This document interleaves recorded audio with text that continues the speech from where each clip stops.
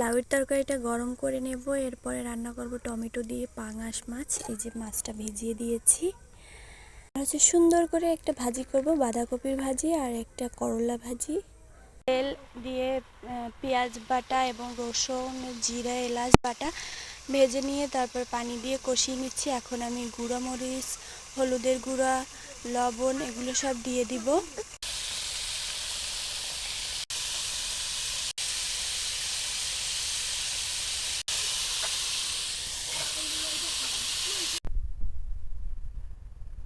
এখন আমি টমেটোগুলো কেটে নিব। টমেটোগুলো কেটে নিয়েছি সুন্দর করে।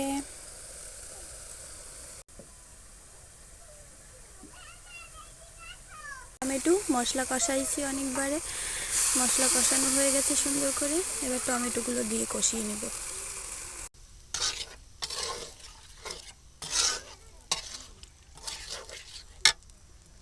টমেটো কষানো হয়ে গেছে, এবার আমি মাছটা দিয়ে কষিয়ে নিব। মাছ কষানো হয়ে গেছে, এবার ঝোলের পানি দিব। 2টা কাঁচামরিচ ভেঙে দিয়ে দিব। 2 টুকরো কাঁচা তেঁতুল আমি জাল করে সেটা থেকে কাপ বের করে তারপর হচ্ছে এখানে দিয়ে দিয়েছি, যাতে একটু টকটক হয়। টকটক না হলে আবার এরা পছন্দ করে না টমেটোর তরকারি।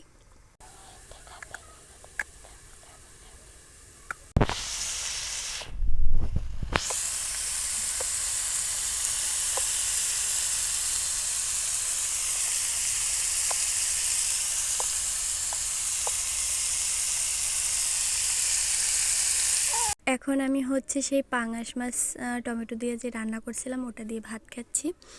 এত বেশি মজার এই রেসিপিটা, খুবই মজার। টমেটো তো আমার এমনি অনেক পছন্দ, আমি শুধু শুধু খাই সালাদ করে আর কি। কাঁচামরিচ, পেঁয়াজ, লবণ দিয়ে মেখে সুন্দর করে খাই ওটা।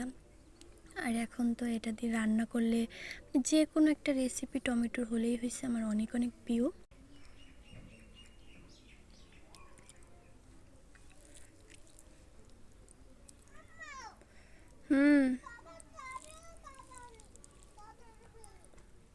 অনেক অনেক মজার, অবশ্যই ট্রাই করে দেখবেন।